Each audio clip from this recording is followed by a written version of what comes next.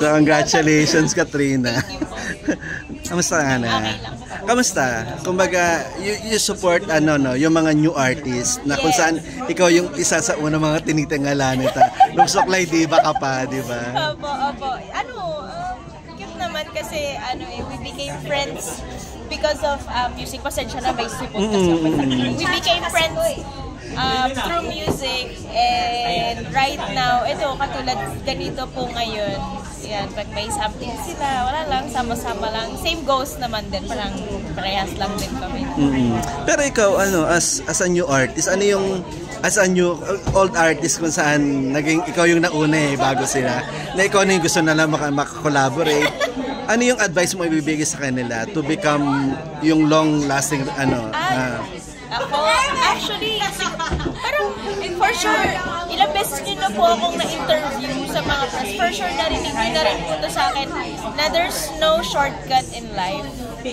So, if may tamang process kasi talaga, kung ibibigay agad ni Lord sa'yo yung mabilis na way, edi maganda. Pero kung hindi yun, kung hindi pa yun yung time for you, mas magandang dumaan sa process para pag nakuha mo talaga yung or na-achieve mo yung gusto mong ma-achieve sa career mo or kung saan ka kontento na part ng career na gusto mo, mas masarap siya sa feeling na mas masustain siya kaysa yung nandito ka tapos bigla ka rin mawawala. So, if you go through the right process, tapos na-maintain mo siya ng matagal, mas mas achieve siya, mas may, alam mo yun, parang Masabog ka dyan.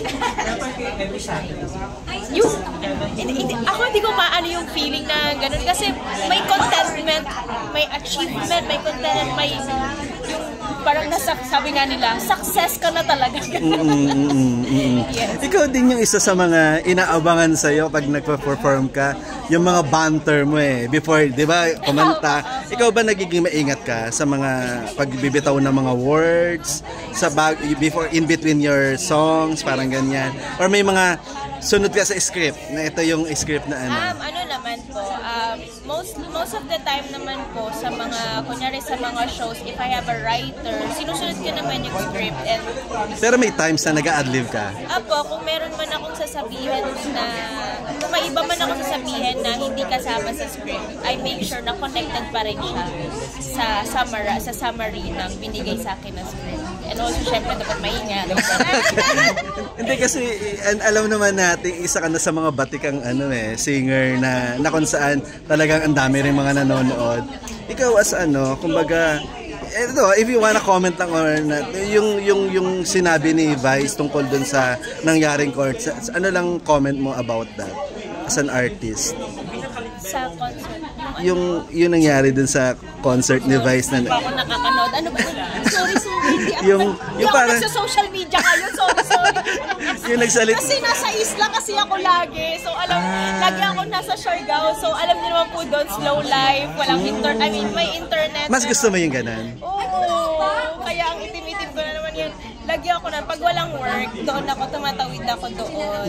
Tapos, slow life kasi doon. Tapos kanta-kanta lang konti, gano'n. Mas gusto mo yung ganan as an art? Oo, tapos para ka pong nagtititok sa city life, including social media din. Hindi ka masyadong nagsa-cellphone, kasi medyo mahirap ang signal. Correct.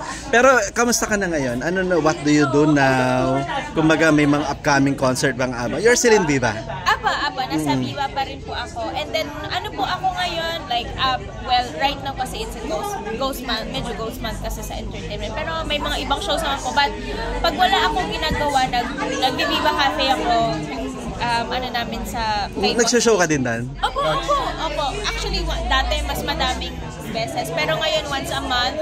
Pero, ngayong October kasi malapit na mag-per month. So, meron ng mga...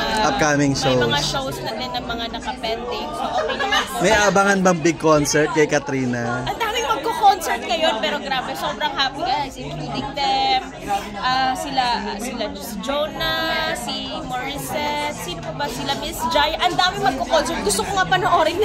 Lahat. Kamusta ang love life? Ngayon po, single po ako. At ready to mingle? Hindi Kala ko naman may inuuwian ka sa ano, Siargao. Ay, wala. Ano na po muna ako. Hindi na po muna ako ready to mingle. Ano muna, focus muna sa life and sa music. And collabs, syempre. Sino yung gusto mo mag-collab? Ngayon, nauuso yung collab din. Actually, ang dami kong pending na mga areglos ngayon, pero namimili lang ako kung sino yung Sabi parang nabanggit sa akin ni Ivor, gusto ko makipag-collab ni Mo. Oo nga, ni Clarice. Oo, pero Diyos ko naman si Clarice naman. You know her? I mean, your friends? Yes. So, kumusta naman being a friend? Nagulat ka rin ba? Doon sa pag-reveal niya ng kanyang sexuality as kumbaga as a member ng LGBT. No, I'm so happy for her. Sobrang happy ako. Pero alam mo, hindi. Yeah. As a friend, natawa. Pero sobrang happy ko po kay Clarice. Kasi at least, di ba, yung hindi ka na magtatago, yung hindi mo itatago, yung and also free ka talaga gawin yung gusto mo gawin kahit nasaan ka. Kasi alam mo naman ngayon ng mga tao, yung mga may issue kasi, di ba? So, at least ngayon, there's nothing to hide anymore. And, di ba, ang ganda nung kinalabasan naman. Talagang mas tanggap siya ng tao. Mas in-embrace talaga. I mean, it's risky. Kasi syempre, medyo conservative kasi tayo mga Pilipino eh. Pero ngayon syempre, at the same time, sa generation ngayon, mas open-minded na rin yung mga tao. And happy ako na ganun yung kinalabasan. Talaga, mas na-embrace talaga siya ng buong. May message ka ba kay Clarice na gusto niyo makikipag-collab sa'yo? At ano naman Ako ang gusto, parang dapat ako yung makipag-collab sa'yo. Ako yung gusto kong makipag-collab. Oy, syempre, suklay, parang di ba ka pa din eh. Nasa iyo pa din yan eh. Naman ako kay, ito na ako, kahit bukas. Ano yung mga balak yung kantahin kung sakali magkakaroon Hindi ko pa alam, sinabi lang sa akin ni Ivor. Ang ganda siguro, nasa isang concert niya. Nakakaya naman, siya pa talaga may gusto. Dapat ako syempre nahiya naman ako, alam kong busy. Hot na hot ngayon ng mga PBB collabs natin. At sa palagay mo, ano yung gusto mong kantahin niya? Kung matutuloy yan? Ano ba? Wala ko idea, pero feeling ko kung magkakaroon to, patok to, panalo to. Oo nga, di ba? Yung areglo, pataasan ba kayo ng boses? Sa feeling ko sa voice quality kasi ni Klang, hindi na kailangan hindi na kailangan. Kasi ganda ng voice quality niya eh. Iba kasi, minsan lang, very yung soulful, yung talaga, legit talaga. Sino pa sa mga PBB yung gusto mo mga collab, aside kay Clarice? Sa PBB collab, mag-honest ako si Klang kasi talaga. Siyempre, siya talaga. Si Klang kasi talaga yung pinapanood ko ng PBB, yung ilo-look forward ko. Pero nakakatawa naman, siyempre collab naman kasi. Thank you. Congratulations.